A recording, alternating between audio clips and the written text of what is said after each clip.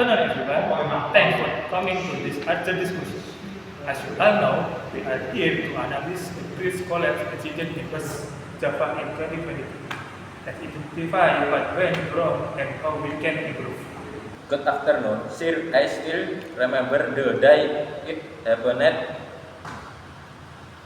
The collapse occurred while the walls were pouring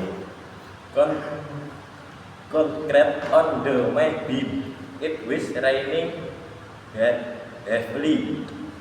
Yes, I remember too. I was on site.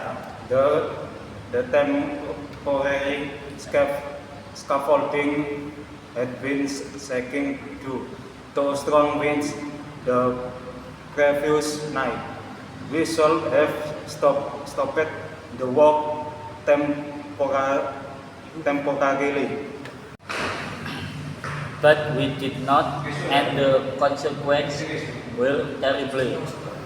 2 workers were injured and one went to the hospital. Fortunately, no one died.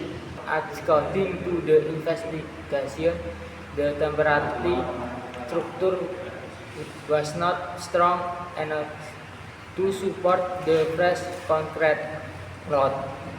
Was the material inspected before the work began? Honestly, I don't think so.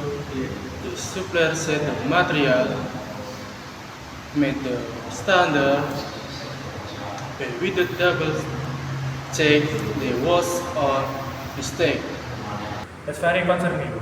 As project manager, I must say we should have taken extra precaution for our safety protocol for Andy. Some of them were, but during the time of the accident, the safety nets were not installed properly. It was a miscommunication between the team and the subcontractor. I think the lack of coordination was the root cause. We had been focusing the most on the heading and ignored early warning signs. I have referred my similar cases. This is not the first time such an incident has occurred in Indonesia. In fact, accidents like this have incident since 2020.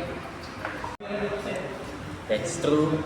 ITA report about the overpass exit in Jakarta in 2021. The pattern is very similar with temporary support and lack of supervision. So, what should we do to ensure this never happens again? First, we must cover all temporary material with the national construction standard, and we need daily inspection, not just weekly ones. I agree, and also I suggest providing extra training for site works. Many of them don't really understand how critical temporary structures are. And perhaps rutan install sensor in high-risk areas to monitor structural movements in real time. It might help prevent sudden failure. That's a great idea. The Ministry of Public Works is now hardcore writing out project to apply digital monitoring system. Some projects in Surabaya have standard housing time.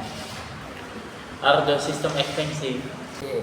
They used to be, but now local companies are producing them so they are more affordable than they used to be.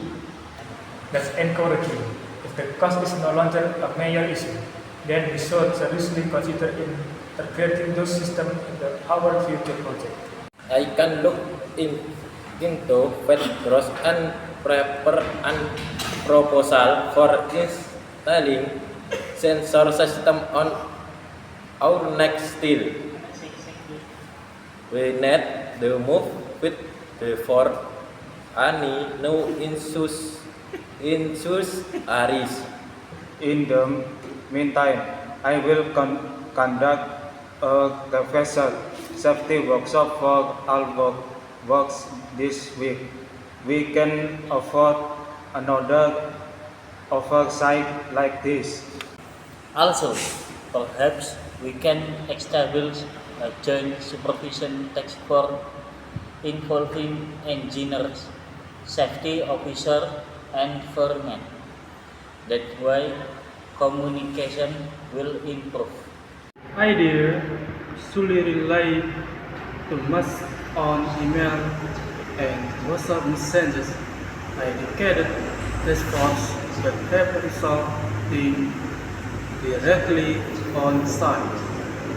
The initiative and from the government said we are planning to revise the certification requirement from temporary structure supplier.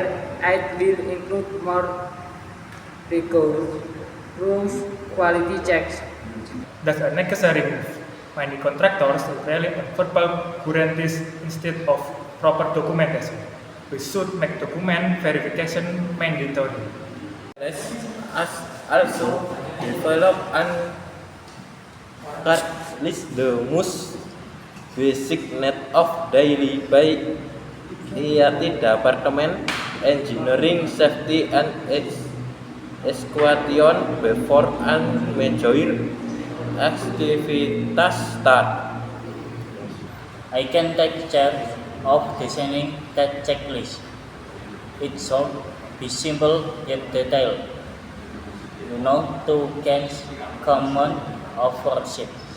Excellent. If we all commit to this, we can turn this failure into a valuable lesson for all our upcoming projects.